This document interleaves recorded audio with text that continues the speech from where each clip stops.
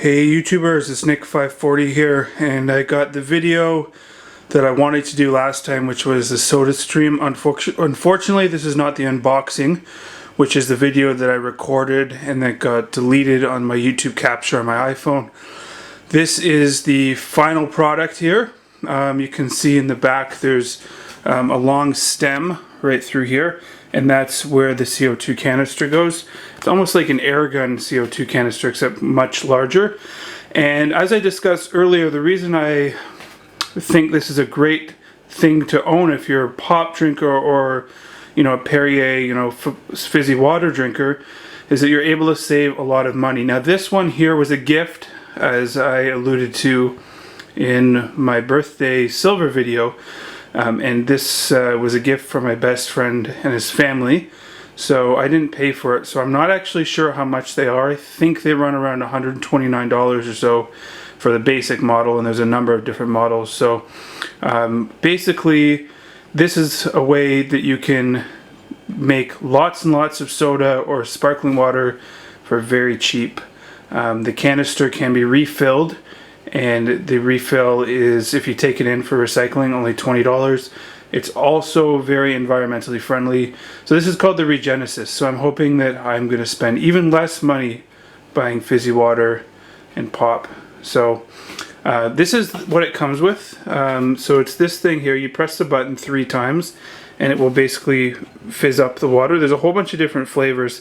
The flavor that I have here is ginger ale, and they range in price depending on where you buy them from. This one was $6.99, and there's a whole bunch of different flavors. There's a Coca-Cola one, there's a energy drink one, kind of like a Red Bull. There's a lot of juice ones. There's every type of pop you can imagine. So there is a lot of variety. It also comes with this really nice bottle. You can also get stainless steel one, and it's on this bottle here. It's actually BPA free up until 2015, so you can drink straight out of it. I'd recommend getting more than one.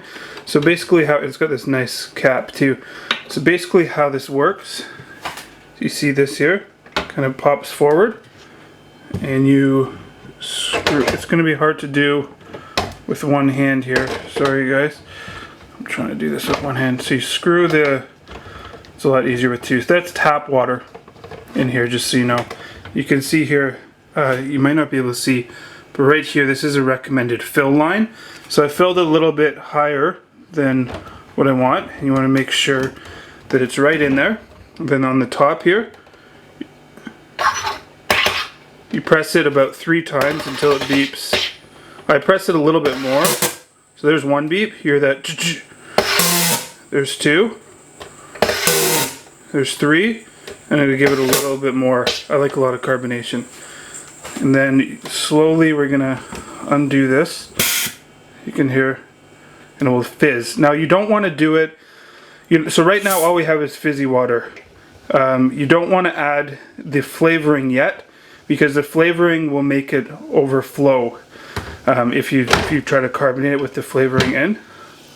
So you can see right here we have very, very fizzy water, and it stays like that for a long time, actually more so than store water does. And then with this, you can see it just bubbling away. You don't have to turn it on or plug it in or anything, turn it off. Is you just take, for this amount, you just take about a cap full. So you fill it right up to the rim there.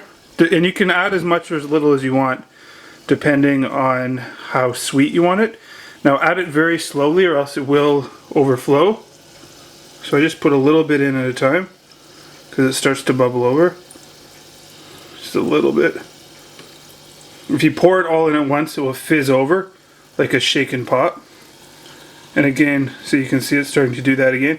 And again, you really do not want to mix it with the flavoring inside. Add the carbonation or it will just totally explode.